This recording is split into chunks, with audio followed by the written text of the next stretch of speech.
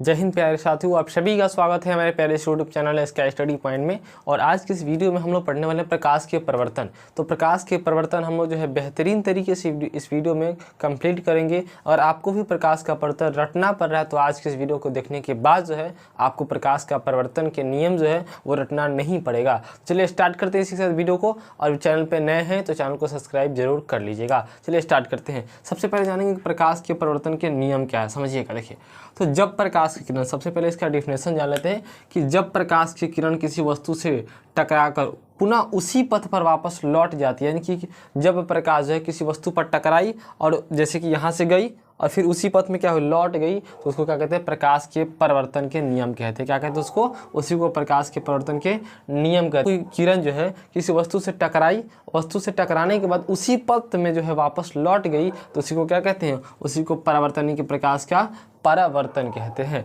अब देखिए, प्रकाश के परिवर्तन के दो नियम होते हैं। प्रकाश के परिवर्तन के साथियों दो नियम होते हैं। कौन कौन से, पहला देखेंगे प्रकाश के परिवर्तन के दो नियम। पहला होता है आपतित किरण तथा परावर्तित किरण तथा आपतन बिंदु पर डाला गया लंब तीनों एक ही तल में होते हैं। साथियों इस चीज़ को हम लोग इस फिगर से समझते हैं। कह रहा है कि आपतित किरण, क्या कह रहा है कि आपतित किरण जो होता है और साथ ही परावर्तित किरण तथा आपतन बिंदु पर डाला गया जो लंब होता है वो तीनों एक ही तल में होते हैं। क्या देख लेते हैं फिगर से, समझिएगा। देखिए, आपतित किरण यानी कि ये जो है आपतित किरण है और ये आप क्या क्या परावर्तित किरण यहाँ पर है ना। तो कह रहा है कि आपतित किरण, परावर्तित किरण तथा आपतन बिंदु पर, कौन सा आपतन बिंदु, ये है आपतन बिंदु पर डाला गया क्या चीज़, अभी लंब, यानी कि लंब में डाला गया लंब जो है तीनों क्या होते हैं, एक ही तल में होते हैं। बिल्कुल होते हैं साथियों, देखेंगे ये भी एक ही तल में है, बिल्कुल सेम साइज है कि नहीं है, यानी कि आपतित किरण, परावर्तित किरण तथा अविलंब जो होता है वो तीनों क्या होते हैं, एक ही तल में होते हैं। ये नियम सही है। दूसरा नियम कहता है साथियों कि आपतन कोण परावर्तन कोण के बराबर होता है। क्या मतलब, देखिए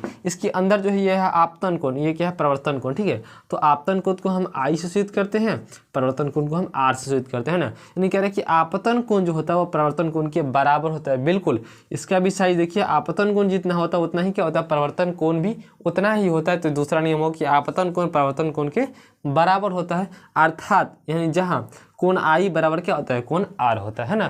तो इस तरीके से प्रकाश के परिवर्तन को नियम को जो है बेहतरीन तरीके से आप याद कर सकते हैं। तो थैंक्स फॉर वॉचिंग। जय हिंद।